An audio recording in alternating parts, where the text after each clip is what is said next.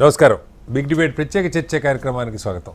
తెలంగాణలో మున్సిపల్ ఎన్నికల పోలింగ్ ఘట్టం పూర్తయింది. ఈరోజు ఉదయం 7 గంటల నుంచి సాయంత్రం 5 గంటల వరకు దాదాపు 80% దాకా ఓటింగ్ జరిగినట్టుగా చెప్తున్నారు. 116 మున్సిపాలిటీలు, 7 కార్పొరేషన్లో ఒక రకమైన త్రిముఖ పోటీ చాలా చోట్ల ఉన్న పరిస్థితి.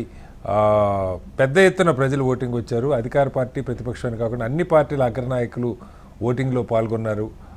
దాదాపు 55 లక్షల మంది ఓటర్లు పుర ఎన్నికల్లో ఓటేసిన పరిస్థితి.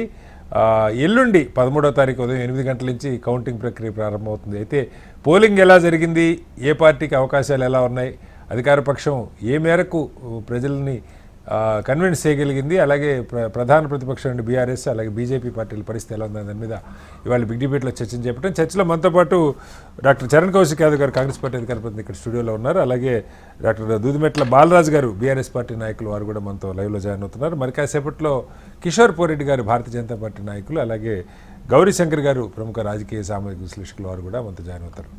ముందుగా చరణ్ గారు నమస్తే. నమస్తే సార్. చరణ్ గారు, అంటే పంచాయతీ ఎన్నికల తర్వాత ఒక పెద్ద రాష్ట్రం అంతా 50-55 లక్షల మంది ఓటర్లు, రూరల్, సెమీ అర్బన్ దీనిలో తెలిసిపోతుంది. అర్బన్ అంటే మనం హైదరాబాదు వారికి పెద్దవి లేవు, కొన్ని కరీంనగర్, వరంగల్, ఖమ్మం ఇలాంటి కార్పొరేషన్స్ లేవు. ఈ ప్రాంతాల్లో అంటే మీ ప్రభుత్వం వచ్చి దాదాపు 2 ఏళ్ళు అవుతుంది. సరే, కొన్ని పథకాలు అమలు చేశారు, కొన్ని అమలు కావాల్సి ఉన్నాయి. బ్రాడ్గా డెవలప్మెంట్ కానీ మిగతా ఇష్యూస్ మీద ప్రజలు ఇచ్చిన ఒక తీర్పు కానీ మీరు ఒప్పుకోకపోయినా ఇది యాక్చువల్గా కొంత ఎడ్జ్ ఉంటుంది అధికార పక్షానికి. సో ఒక రకమైన రిఫరెండంగానే ప్రజలు భావిస్తారు 2 ఏళ్ల తర్వాత ఒక మేజర్ ఎన్నికలు జరిగినప్పుడు. ఏంటి మీ పర్ఫార్మెన్స్ ఎలా ఉందని మీ అంచనా? సార్, తెలంగాణ రాష్ట్రంలో 123 మున్సిపాలిటీలు, అంటే అందులో 7 కార్పొరేషన్లు, 126 మున్సిపాలిటీలు, 123లో. అదే కాకుండా ఖమ్మం, హైదరాబాద్, వరంగల్, సిద్దిపేట లాంటి మున్సిపాలిటీలలో ఇంకా నిన్ననే అదేవిధంగా అయిపోడు. అదే కాకుండా కొంత టైం కూడా ఉన్నది కాబట్టి అవన్నీ కూడా తర్వాత పెట్టాలని చెప్పేసి భావించారు. ఇందులో చాలా స్పష్టంగా 2020లో గతంలో ఏకగ్రీవాలు కూడా మనం చూసినప్పుడు ఆనాడు బీఆర్ఎస్ ప్రభుత్వం ఆయనలో 80 ఏకగ్రీవాలు జరిగినాయి. అందులో బీఆర్ఎస్ పార్టీ 77, ఎంఐఎం పార్టీ 3. ఈసారి ఏకగ్రీవాలు ఓన్లీ 12 మాత్రమే జరిగినాయి. ఆ 12లో కాంగ్రెస్ పార్టీ 10, బీఆర్ఎస్ పార్టీ 2. అంటే చాలా పారదర్శకంగా, చాలా ప్రజాస్వామ్యాన్ని లోనని, అదే కాకుండా ప్రభుత్వం ఉందని చెప్పేసి అధికార దర్పాన్ని ఉపయోగించకుండా డెమోక్రటిక్ వేలో కాంగ్రెస్ ప్రభుత్వం ఎలక్షన్ నిర్వహించే ప్రయత్నంలో భాగంగా ఎలక్షన్ కమిషన్ పూర్తి స్థాయి స్వేచ్ఛ ఇచ్చి తెలంగాణ రాష్ట్రంలో ఎలక్షన్ జరుగుతూ ఉన్నాయి. అది కూడా మేము చాలా స్పష్టంగా తెలంగాణ రాష్ట్రంలో ఇక్కడ చాలా స్పష్టంగా ఇప్పటి వరకు మేము 17,000 కోట్ల రూపాయలు ఖర్చు పెట్టినాం. నల్గొండ లాంటి మున్సిపాలిటీ అయితే ఏకంగా 220 కోట్ల రూపాయలు, నిజామాబాద్ మున్సిపాలిటీలో 60 కోట్ల రూపాయలు, కొత్తగా మున్సిపాలిటీలు ఏర్పాటు చేస్తే 15 కోట్ల రూపాయలు, అదే కాకుండా పాత మున్సిపాలిటీలో కొత్త గ్రామాలు కలుపుకుంటే 20 కోట్లు, కొత్త కార్పొరేషన్ 30 కోట్ల రూపాయలు. అదే కాకుండా తెలంగాణ మున్సిపాలిటీలో డెవలప్మెంట్ యాక్టివిటీస్ జరుగుతాం. 3,387 వర్కులు జరుగుతూ ఉన్నాయి. గతంలో బీఆర్ఎస్ ప్రభుత్వం ఆయనలో ఓన్లీ సెంట్రల్ లైటింగ్, ఓన్లీ చెట్లు పెట్టి వదిలేసారు తప్ప కాలనీలు పట్టించుకున్న పాపన పోలే.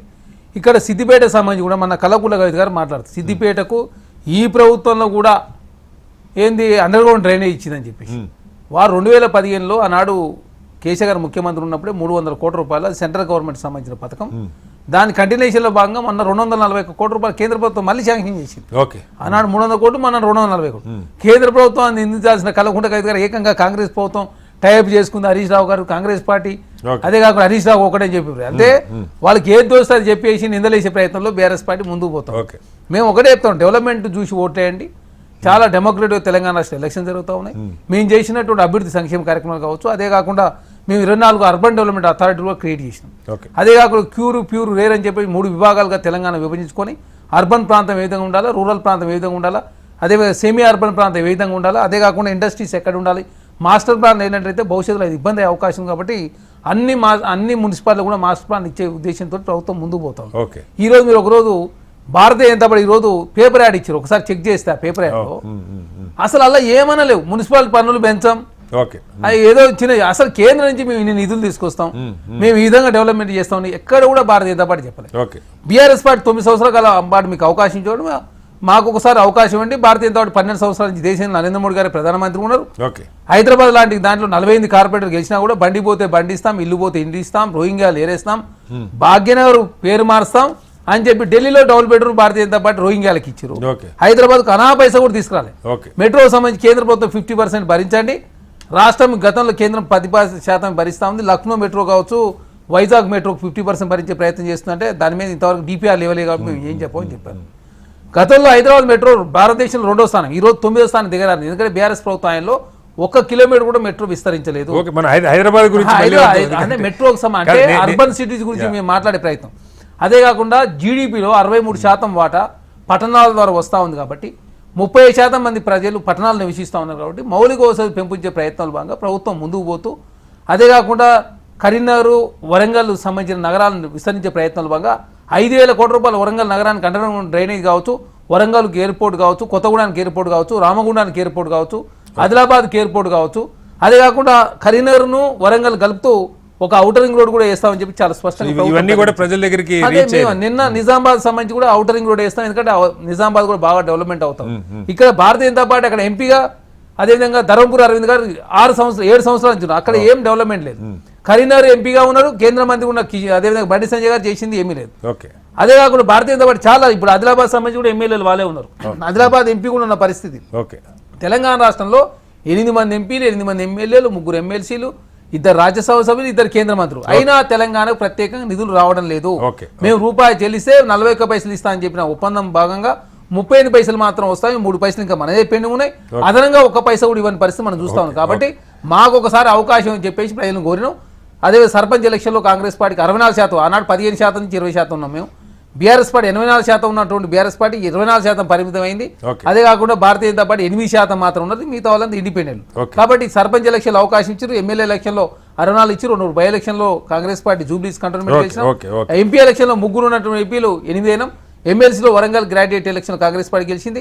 మహబూబ్నగర్ లోకల్ బాడీలో ఓడిపోయినాం, కరీంనగర్ గ్రాడ్యుయేట్లో ఓడిపోయినా టీచర్స్ మేము పోటీ. సో ఇప్పుడు పరిస్థితి అంటే కొన్ని చూచాయిగా 1-2 ఎగ్జిట్ పోల్స్ కూడా వచ్చినాయి. ఎంతవరకు కరెక్టో మనకు తెలియదు కానీ దాదాపు 70% మున్సిపాలిటీలు కాంగ్రెస్ పార్టీ గెలుచుకునే అవకాశం ఉందని చెప్పేస్తూ ఉన్నారు. అలాగే కార్పొరేషన్లో ఒక 5 గెలుచుకుంటారు. నిజామాబాద్, కరీంనగర్ తప్ప మిగతా ఈ కాంగ్రెస్ గెలిచే అవకాశం ఉందని చెప్తున్నారు. ఏంటి మీకున్న సమాచారం? ముఖ్యమంత్రి గారు అయితే 90% మనకి అనుకూలంగా అన్నారు. సర్వేలు 70% కాంగ్రెస్కి అవకాశం ఉందని అంటూ ఉన్నారు. సార్ 70% పైగా కాంగ్రెస్ పార్టీ గెలుస్తుందని పూర్తి విశ్వాసంతో ఉన్నాం. 70% నుంచి 90% వరకు కాంగ్రెస్ పార్టీ గెలుస్తుంది. కొన్ని దిక్కులలో ముక్కోన పోటీ జరుగుతూ ఉంది. కొన్ని దిక్కులలో కాంగ్రెస్ పార్టీ బీఆర్ఎస్ పార్టీ మధ్య పోటీ ఉన్నది. కొన్ని స్థానాల్లో ఏకంగా అయితే ఎంఐఎం పార్టీ కూడా కొన్ని స్థానాల్లో పోటీ. ఎందుకంటే నిజామాబాద్ కార్పొరేషన్ కావచ్చు, కరీంనగర్ కావచ్చు, అదే కాకుండా ఏదో ముదోల్లో ఉన్నటువంటి భహింస లాంటి కావచ్చు, మహబూబ్నగర్ కొన్ని ప్రాంతాల్లో ఎంఐఎం పార్టీ ఉన్నది. తెలంగాణ రాష్ట్రంలో కాంగ్రెస్ పార్టీ, బీఆర్ఎస్ పార్టీ, అదే Bharatiya Janata party, MIM party. Congress party number 1గా ఉండబోతా ఉంది, బీఆర్ఎస్ పార్టీ సెకండ్ ఉంటుందని చెప్పినాం. అదే జరగబోతా ఉంది. అదే కాకుండా ఎంఐఎం కొంత ప్రభావితం చూపించింది. సిపిఐ పార్టీ, సిపిఎం పార్టీ లాంటి ఖమ్మం, అదే కాక కొంత పాటాం, నల్గొండ ప్రాంతాల్లో కొంత ప్రభావితం చూపించింది. ఏదేమైనప్పుడు కూడా అత్యధికంగా కాంగ్రెస్ పార్టీ గెలవబోతా ఉంది. దానిలో కాంగ్రెస్ పార్టీ గెలవబోతా ఉంది. అదే కాకుండా మున్సిపల్ చైర్మన్లు కూడా, కౌన్సిలర్లు, కార్పొరేటర్లు, మున్సిపల్ కౌన్సిలర్లు, అదే కాకుండా చైర్మన్లు, వైస్ చైర్మన్లు, డిప్యూటీ మేయర్లు అత్యధికంగా కాంగ్రెస్. 16వ తారీఖు మున్సిపల్ చైర్మన్లు, వైస్ చైర్మన్ల ఎన్నిక, 13వ తారీఖు నాడు రిజల్ట్, 16వ తారీఖు నాడు మేయరు, చైర్మన్ల ఎన్నిక. ఒకవేళ 16వ తారీఖు నాడు కుదరకపోతే లాస్ట్ 17వ తారీఖు నాడు.